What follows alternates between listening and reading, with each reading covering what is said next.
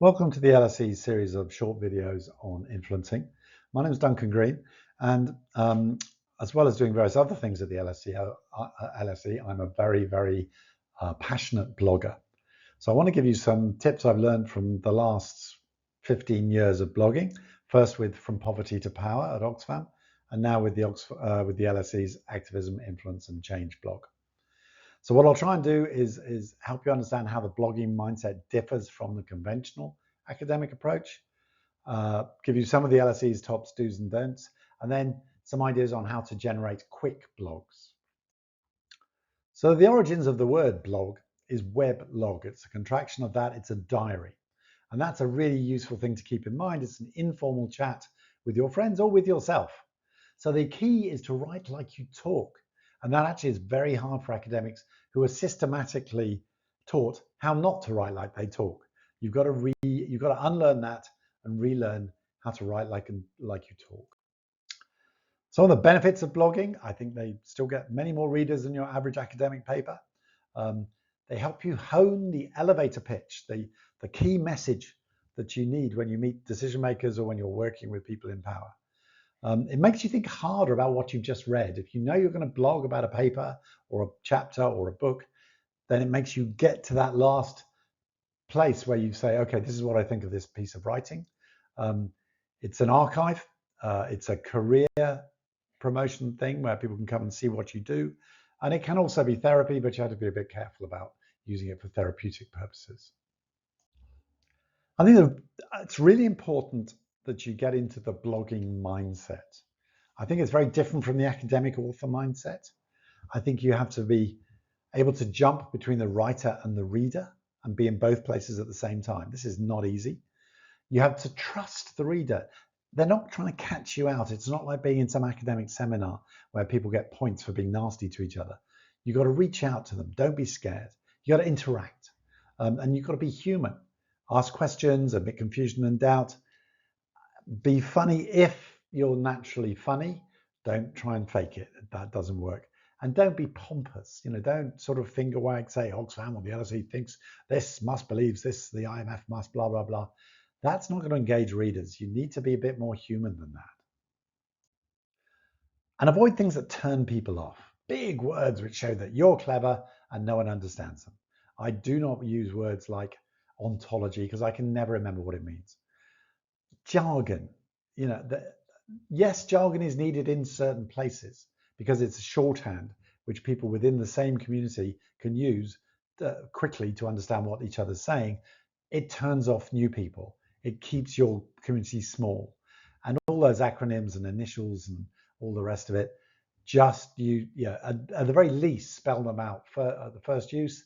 Preferably just don't use them at all. Don't use the same word over and over again. There are synonyms. There are lots of verbs for the same thing. Use them.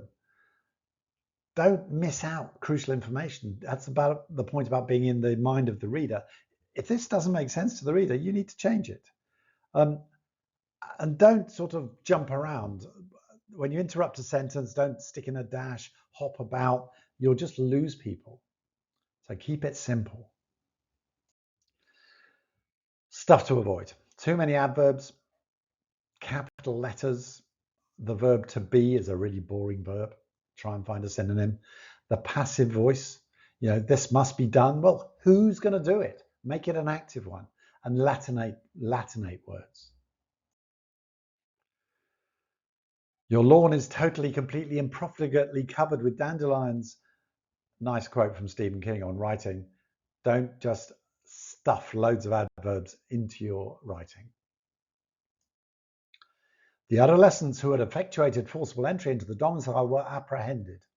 What does that even mean? Well, it means we caught the kids who broke into the house. Use simple language. Don't always go for the Latinate version. It may make you look clever, but you'll probably have lost most of your readers. Don't do the passive voice. The study was conducted. Who conducted it? Makes me very cross as an editor as well of blogs. There are students who fear. Some students fear. You've got a tighter writing if you get rid of the use of the to be words. And if you're in the aid business, avoid the curse of dev speak or whatever the equivalent is in your little community. This is an internal training slide from Oxfam. Oxfam has promised us appropriate agricultural inputs and extension services. People really talk like that in Oxfam. And then the kids saying, but we just want seeds, tools, and good advice, which is, of course, exactly the same thing, but much, much clearer. And then I had to put in this wonderful piss take on academic language. What we say versus what we mean.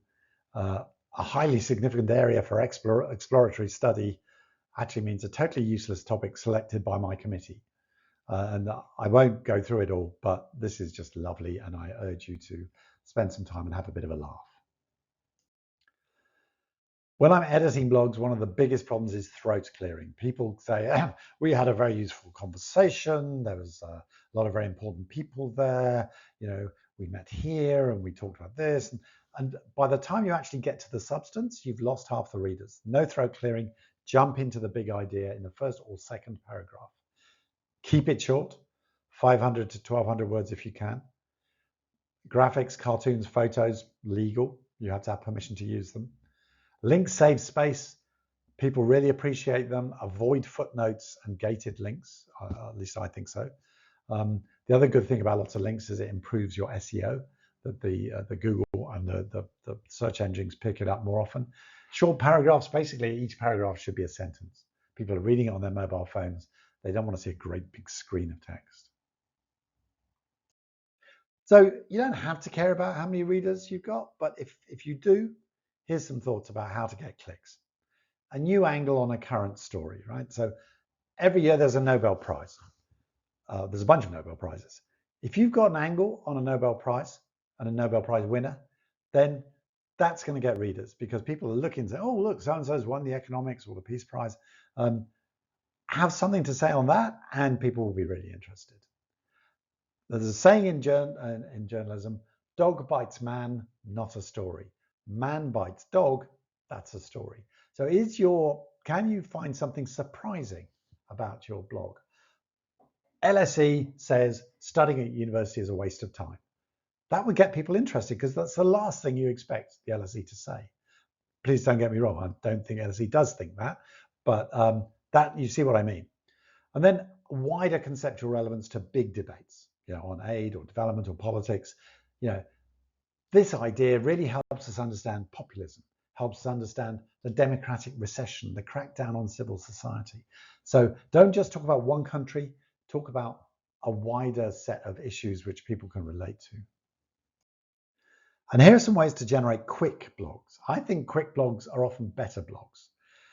We need to do it because we're busy and writing fast makes for better and more posts, but also because you're sitting on loads of things just in your daily work. And I think these can be really helpful in generating posts. I say draft a post in under an hour. That's pretty much what I do. Not everyone feels comfortable with that, but then you can come back and polish it. It's just if you've got the heart of a blog in under an hour, then you're on the right track. We all suffer from PowerPoint poisoning, too many PowerPoints, but PowerPoints are basically draft blog posts. If you look at the number of words, the number of ideas, it's very easy to turn a PowerPoint into a blog post. So think about your PowerPoints, which of them might actually make for a good blog post. Insights and conversations, you're having a little spy on your shoulder to say, oh, that was interesting, I'll just write that up. A way to make meetings endurable. Sometimes meetings can be very boring. If they're under Chatham House rule, where you're allowed to use the stuff but not allowed to quote who says it, that's brilliant for blogging. You can just say, I thought of all this. You don't have to give credit even. So write up the meetings as blogs and put up drafts for comments. It's good for promotion. It improves the quality of your paper when you get comments back. Stuff you're already reading. So we've waded through a lot of grey literature, very suitable name. Papers, reports, and I think there the essence is to skim the paper, or at least the executive summary, link to it in your blog, summarize the paper rather, and then spin. So this is what I think is important. This was the bit that was interesting. And so you get to put your spin on that paper. Book reviews are great, not least because you get free books, and it makes you get that final bit of saying why I think this book is either good or bad. And good graphics themselves can just be good blogs. You stick them on a website, stick them on Instagram or on social media.